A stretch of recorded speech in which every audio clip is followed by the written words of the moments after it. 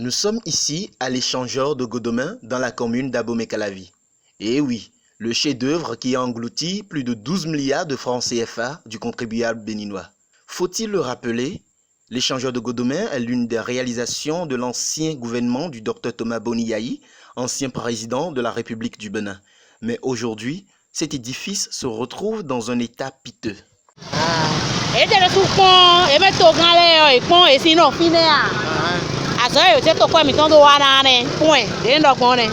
Je vois que l'échangeur, sous l'échangeur, c'est vraiment de la débandade. Il n'y a pas l'entretien qu'il faut.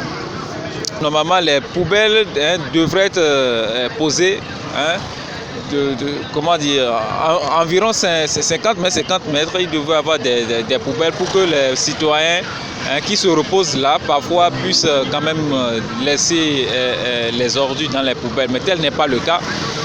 Moi, c'est là que j'endosse la responsabilité des autorités. Pour les responsables du quartier Finanfa, dans l'arrondissement de Godomain, il manque d'aide puisque les élus locaux n'ont pas de budget pour entretenir cet édifice. Normalement, c'est bon, ce qui est en train de faire, ce qu'il doit faire. Maintenant, il manque un peu d'aide.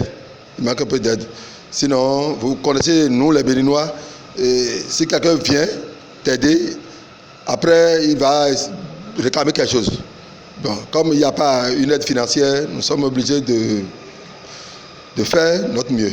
Bien sûr, puisque comme vous devez le constater, le conseil local n'a pas de budget qui puisse lui permettre de faire ce genre de besoin. Donc c'est la mairie qui, de temps à autre, nous sollicite aussi à venir faire la salubrité dans les confins. Donc avec le temps de pluie, certainement que les mauvaises herbes vont pousser et que la mairie va aussi veiller à revenir mettre un peu de touche humaine sur les lieux. La sagesse de la terre est une complicité totale entre l'homme et son environnement, dit Pierre-Jacques Elias. Il urge donc que cette complicité soit effective pour le bien-être des uns et des autres, car cela y va de l'intérêt de tous.